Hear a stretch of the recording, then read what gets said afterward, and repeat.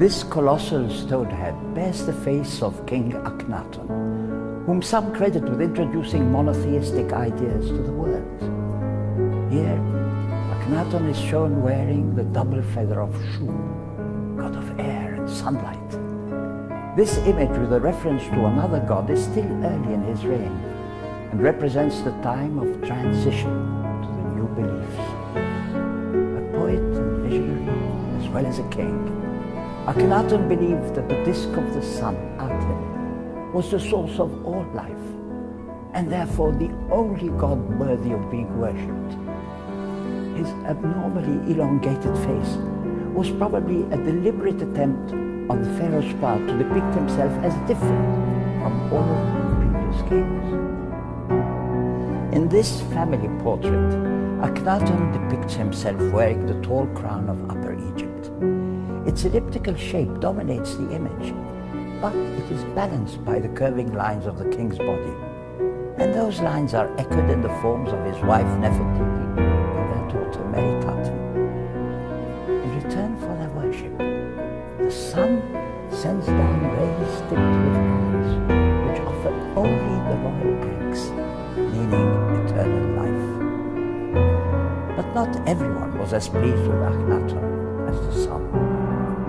Akhenaten's religion is very, very unsatisfactory for the ancient Egyptian populace because he does not address the question of death and the afterlife. He ignores it utterly. And so when you die, you sleep and you cease to exist. This is not what the ancient Egyptians want to hear. They've been dealing with a religion that is all about encapsulating their soul in materiality, that's about their existence in the future. And if you just ignore one of the chief problems of humanity, which is death, that we're all going to die, your religion will not last.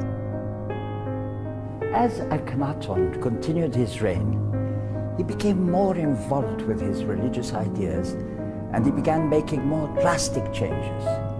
He changed his original name from Amenhotep IV to Akhenaten to focus on his new god.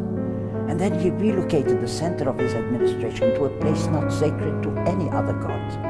And he called it Akhenaten, the horizon of the sun. Soon he had the names of other gods removed from monuments around the country. Many people, including officials of the court, made the move northward with him. But it is clear the new beliefs were too unconventional for his subjects, who after 17 years rejected him and his religion and returned to Thebes.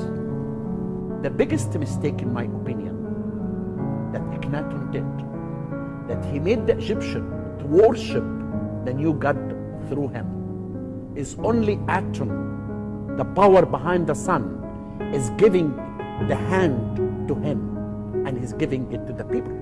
Then when he died, the Egyptian could not find the connection between them and the god. Most of the ancient tombs in Egypt's famous Valley of the Kings were emptied by grave robbers. In ancient times, those who came to rob the tomb of King Tutankhamun were deterred by guards assigned to protect the royal tombs.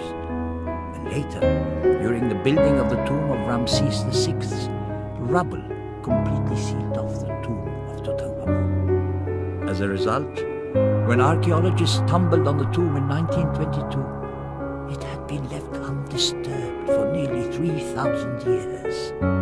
And Tutankhamun, who was relatively short-lived and insignificant in the long history of Egyptian pharaohs, suddenly achieved an extraordinary degree of fame.